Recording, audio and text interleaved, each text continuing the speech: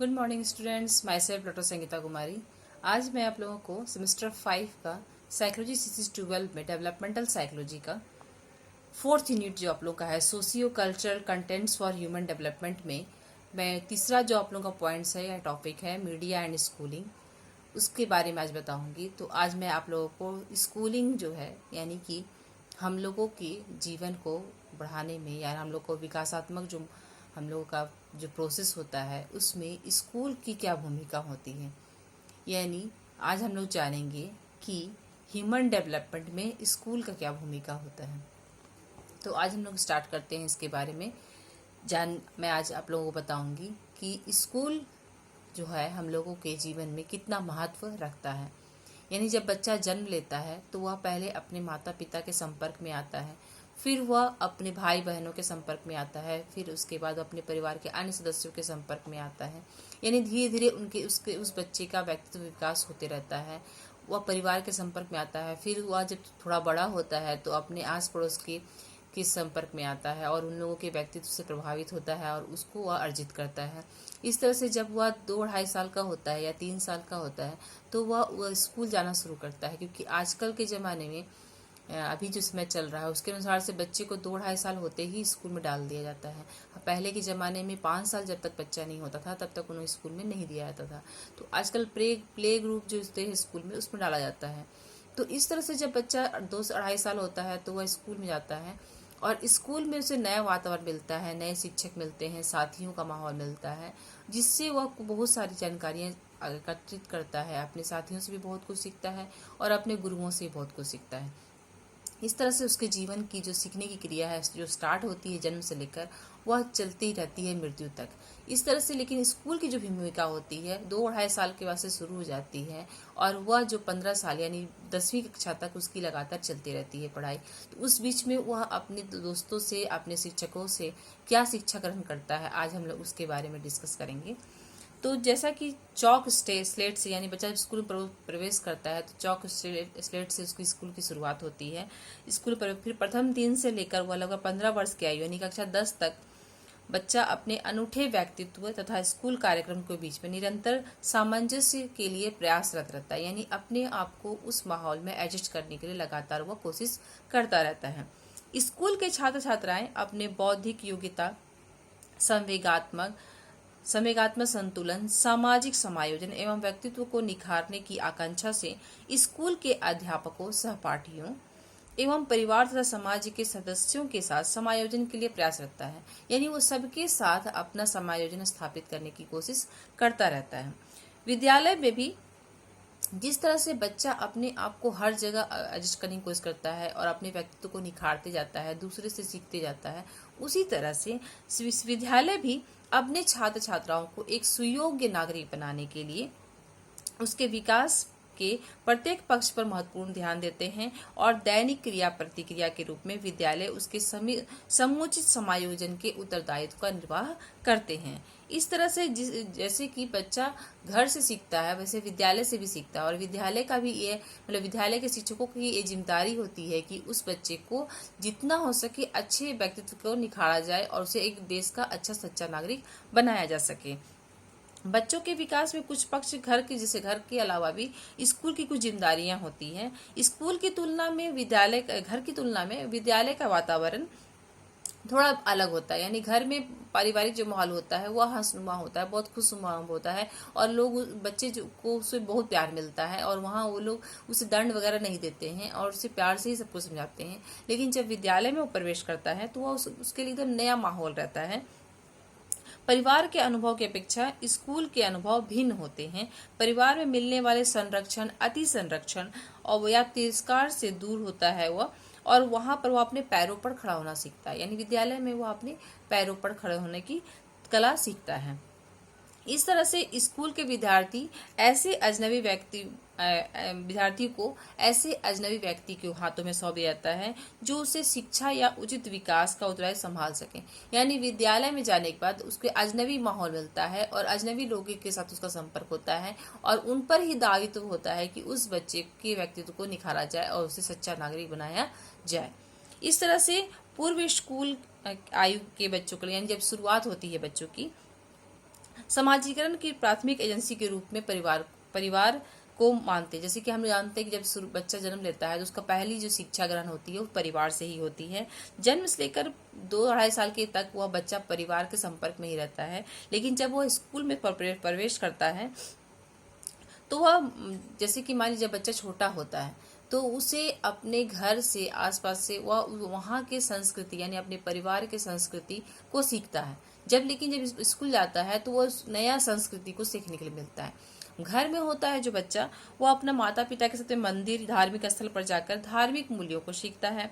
लेकिन जब उसका संपर्क स्कूल में होता है तो शिक्षकों और उसकी विभिन्न पृष्ठभूमि से आए यानी अलग अलग जो क्षेत्रों से आए हुए बच्चे होते हैं, अलग अलग सांस्कृतिक, जिसके अलग अलग संस्कृति होते हैं, उन लोगों के भी आए हुए बच्चे होते हैं। यानी वहाँ पर जो स्कूल में होते हैं वो हर तरह के लोग वहाँ पर होते हैं। सिर्फ जो बच्चा जाता है वहाँ पर उसी की संस्कृति के लोग नहीं होते, अलग अलग संस्कृति के लोग भी होते हैं। शिक्षक भी अलग संस्कृति के होते हैं, तो उन्हें सभी तरह की चीज़ें सीखने की मिलती है।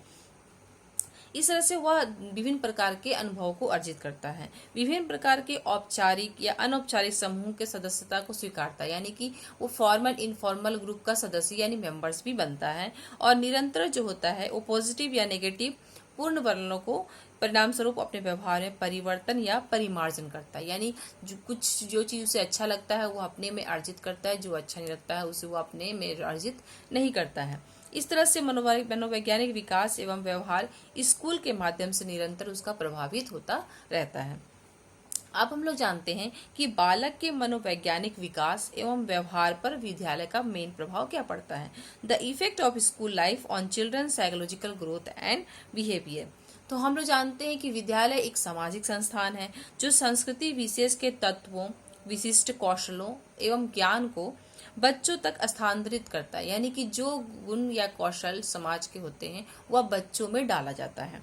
यद्यपि मनोवैज्ञानिक इसके लिए संज्ञान और उपलब्धि पर स्कूल को बहुत प्रभाव मानते हैं, यानी किसी भी बच्चे के व्यक्तित्व को निखारने में स्कूल का बहुत बड़ा महत्व होता है। लेकिन कुछ आलोचक जो होते हैं वे इस बात को नहीं मानते हैं। उनके अनुसार व्यक्तित्व अंतः क्रियाएं जो करते हैं अभिवृत्तियों एवं शिक्षण अधिगम प्रक्रियाओं की अक्सर आलोचना करते हैं। लेकिन डीवी ने स्कूल के महत्व को बताते हुए कहा है कि स्कूल विकसित बच्चों को आलोचनात्मक तर्कों के लिए उत्साहित करते हैं और तथा स्कूल संस्कृति सामाजिक परिवर्तन के एक प्रतिनिधि यानी एजेंट का काम करती है। मनोवैज्ञानिक दृष्टिकोण यह भी है कि बच्चों के संस्कृति संक्रमण के संबंध में अन्य प्रकार में समाज संस्था के रूप में स्कूल कार्य नहीं करते हैं, वरन व्यक्तित्व विकास के लिए भी कार्य, यानी वो स्कूल का काम सिर्फ बच्चे का सामाजिक विकास ही करना नहीं होता है, बल्कि उसकी अलग अलग हर बच्चे की अलग अलग पर्सनैलिटी को भी निखारना होता है। सभी संस्कृति के विद्यालय बच्चों के सामाजिकरण पर महत्वपूर्ण प्रभाव डालते हैं।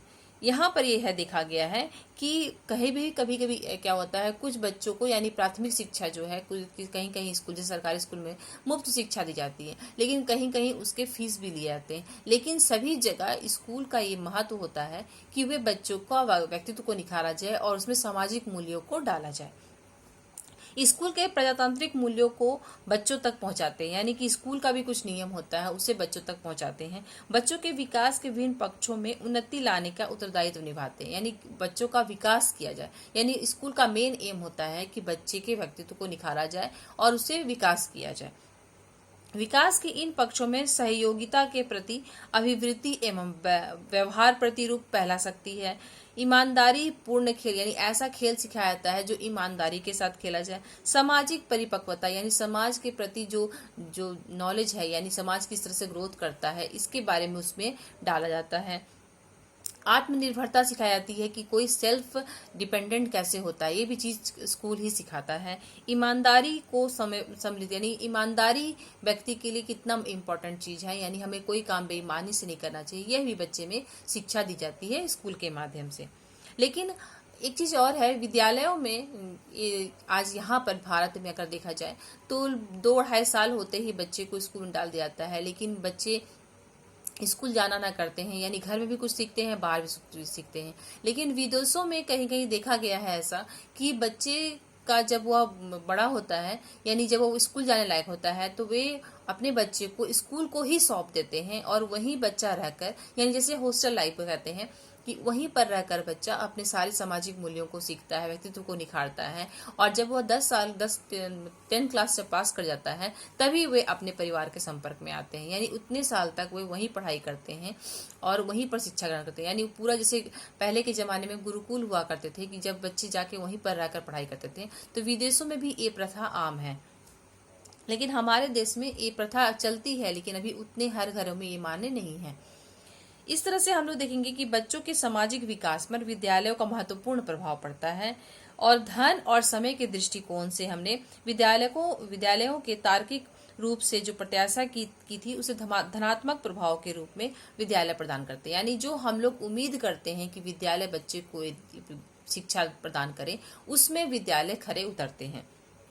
बच्चे स्कूल में एक छोटे समय के रूप में रहते हैं, आपस में अंतःक्रियाएं करते हैं, व्यवहार संभाव्य का अधिगम करते हैं, जिससे उसमें स्वयं यानी सेल्फ की भावना आती है, संरक्षणा की भावना आती है, जीवन की प्रतिमाओं, दूसरों के साथ संबंध, न्याय एवं नैतिकता के प्रति दृष्टिकोण में विकास होता है। यानी इन सभी चीजों में भी विकास होता है, यानी उसमें अपने सेल्फ डिपेंडेंट होने की भावना आती है और जीवन में कौन कौन से सामाजिक हमारे मूल्य हैं उनके बारे में भी हमें जानकारी मिलती है और हमें हमेशा दूसरों के साथ कैसे संबंध रखने चाहिए इस सब के बारे में जानकारी भी मिलती है। इस तरह से कुछ मनोवैज्ञानिकों ने, जैसे ब्रुक ओवर, ब्रीडी, फ्लड ने 1976 में, एडमंडन्स ने 1979 में, क्लिड एंड गार्ड ने 1975 में और मार्टी और आउटस्टन ने 1979 में अपने अध्ययनों पर इस पर चर्चा की है और इन्होंने अपने अध्ययन पर यह पाया है। इस तरह से विद्यालयी जीवन का तात्पर्य, यानी हम लोग अब आते हैं कि विद्यालय जीवन का तात्पर्य क्या होता है। तो इस पर कुछ मनोवैज्ञानिकों ने अपने रिसर्च किए हैं, जिसमें विद्यालय जीवन का तात्पर्य विभिन्न कारकों के संयोजन यथा, जैसे कि अच्छे, बुरे और उदासीन अध्यापक, यानी ये लीड्स है 1950 में इन्होंने अपने अध्ययन किया था। इन्होंने पाया था कि अच्छे, बुरे या उदासीन अध्यापकों का भी प्रभाव बच्चों पर किस प्रकार पड़ता है। इस तरह से चाइल्ड एंड पोर्टर लेवाइन ने 1946 में एक अध्ययन किया था। इसमें उन्होंने पाया था कि यथार्थपरक और अयथार्थपरक या दिग्भ्रमित व्यक्तित्व सामाजिक मूल्यों का प्रभाव बच्चों पर किस प्रकार पड़ता है और शिक्षक ये गुण बच्चों में किस तरह से डालते हैं। तो इन्होंने यह अपने अनुभव में पाया कि इसका भी प्रभाव बच्चों पर पड़ता है। उसके बाद सुखद, दुखद या उभय भावी यानी एम्बिवेलेंट और भाव, वाइल्ड हैल ने 1952 में, लक्ष्य, संतुष्टि एवं निरंतरता, असफलताओं का कष्ट, सैंडिन ने 1944 में अपने अध्ययन में इसको पाया था। रोचक, अरुचिकर और घिसे पीछे कार्य, अनुभव, आक्रामकता और अविश्वसनीय सहपाठी से, यानी कि थॉमसन ने 1969 में अध्ययन किया था। इसमें उन्होंने देखा था कि अगर घिसे पीटे अगर आपके कार्य हैं, अनुभव भी अच्छे नहीं है स्कूल के प्रति, और बच्चे भी जो उसके साथ में पढ़ रहे हैं वे आक्रामक हैं, उनके साथ फेवरल बिहेवियर नहीं करते हैं, यानी उसे एग्रेसिव नेचर से देखते हैं और उनके बीच झगड़े होते हैं, तो इसका भी प्रभाव बच्चे के व्यक्तित्व पर पड़ता है। इस तरह से थॉमसन ने अपने अध्ययन में पाया कि विद्यालय का माहौल बच्चों को बहुत ज्यादा ही प्रभावित करता है।